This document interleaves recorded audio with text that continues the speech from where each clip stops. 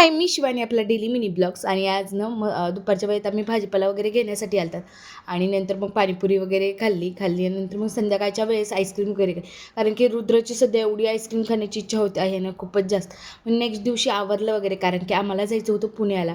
आणि पुण्याला कशासाठी जायचं, ह्या महिन्यात मी 2दा पुण्याला जाते. पण ह्यावेळेस पुण्याला जाण्याचं मी सांगते तुम्हाला, पुढे काहीतरी काम आहे त्यासाठी जाते.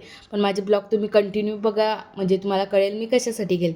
त्यानंतर मग आमची 7ची बस होती, पण आमची 7ची बस जी आहे ती मिस झाली. आणि मिस झाल्यानंतर मग एक 8ची होती, पण ती 8ची काही आलीच नाही. आणि बस स्टँडचं काम चालू आहे त्यामुळे एवढा जास्त घोटाळा होतो आहे की कळतच नाही कोणती बस आहे आणि काय नाही. त्यानंतर एवढं जास्त जर्नी चालू व्हायच्या अगोदरच एवढं जास्त बोर व्हायला झालं ना, विचारायचंच काम. खरं सांगायचं म्हणलं ना, लगेच बसल्यानंतर काय वाटत आहे. मग नंतर बस कशी 10 वाजता आम्ही परळीतूनच निघालात. खूप उशीर झालेला होता आणि आता पुण्याला जायलाही उशीरच होणार होता. त्यानंतर मग आम्ही रस्त्याने चालू वगैरे झाली. मग मस्तपैकी ब्रेक वगैरे घेत जर्नी चालूही झाली.